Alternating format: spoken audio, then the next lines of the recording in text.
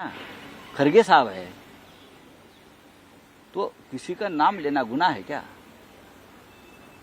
हमारे पार्टी के नेता का अगर हम नाम लेता है तो क्या उसमें गलत क्या है? इतनी मिर्ची लगने की जरूरत नहीं किसी को।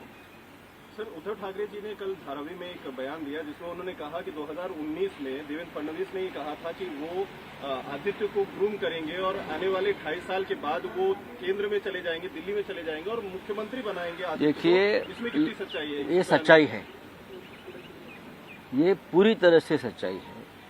देवेंद्र फडणवीस जी जब मुख्यमंत्री बने महाराष्ट्र के, तब उनको ये बड़ा सपना था कि मैं देश का प्रधानमंत्री बनूंगा और मोदी जी की जगह पर जाऊंगा। उनको तो ये भी सपना था कि मैं पहले गृह मंत्री बनूंगा। ये उनका बहुत बड़ा, इसीलिए तो उनका काट दिया ना और डिप्यूटी सीएम बना दिया। मैं प्रधानमंत्री बनूंगा, मेरा कद अब इतना बड़ा है कि मैं योगी जी को भी पीछे हटाकर या मोदी जी को भी पीछे हटाकर मैं प्रधानमंत्री बनूंगा। ये उनके दिमाग में चल रहा था और उद्धव ठाकरे साहब ने जो कहा है ये सच है। उद्धव ठाकरे कभी झूठ नहीं बोलते। हमारी राजनीति झूठ के ऊपर टिकी हुई नहीं है। सर, सलीम जावेद की स्क्रिप्ट रोजाना लेकर कुछ नेता आ जाते हैं, ऐसा ट्वीट किए हैं देवेंद्र फडणवीस और कह रहे हैं सही समय पर इसका जवाब देंगे, मकुल जवाब देंगे। ये मकुल बिकुल छोड़ दीजिए। उद्धव ठाकरे ने जो जवाब दिया वो सही है। उद्धव ठाकरे ने कहा ये सही है।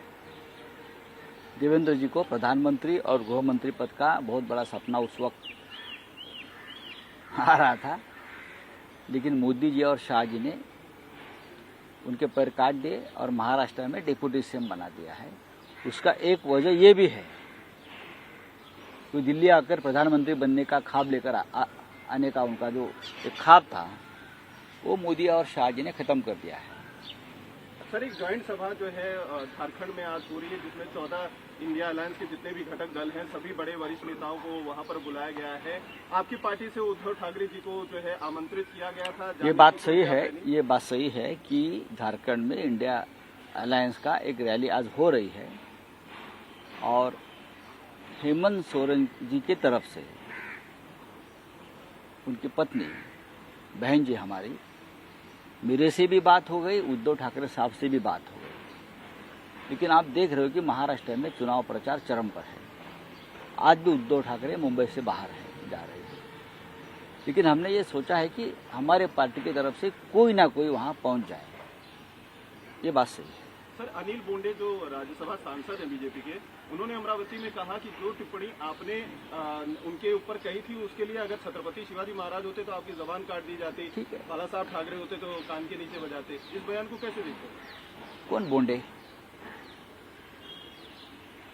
मैं पहचानता नहीं हूं, ये कौन बोंडे है?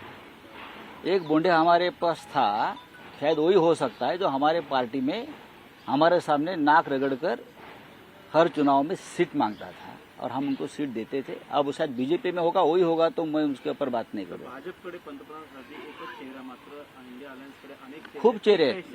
चेहरे कसे आहेत आणि त्या संदर्भातली माहिती समजली की महाराष्ट्रातलं उद्धव ठाकरे बघा, ह्याच्यावरती असं आहे की आम्ही प्रधानमंत्री पदावरती कधीच चर्चा करत नाही आणि करण्याची गरज नाही, पण आमच्याकडे खूप चेहरे आहेत। त्यातला एखादा चेहरा प्रधानमंत्री होईल। आमची इच्छा आहे की राहुल गांधी जी आहेत त्यांनी नेतृत्व करावं देशात। आम्ही वारंवार सांगत आलो आहे ना, पण राहुल गांधी विरक्त आहेत। ते पक्षाचा प्रचार करतायत, ते इंडिया आघाडीचा प्रचार करतायत, पण त्यांना सत्तेचा लोभ नाही। सर, काल सभा झाली अँटोबीला, त्यामध्ये उद्धव ठाकरे असे बोलले होते की देवेंद्र फडणवीस यांनी असं वक्तव्य केलं होतं की 2.5 वर्ष आमचा मुख्यमंत्री राहील आणि 2.5 वर्ष आपण आदित्यला मुख्यमंत्री करू। मात्र देवेंद्र फडणवीस आता असे बोलले की मला काही वेळ लागली नाही। प्रत्येक वेडा माणूस हेच सांगतो की मी वेडा नाही। प्रत्येक गुन्हेगार हेच सांगतो की मी गुन्हा केला नाही।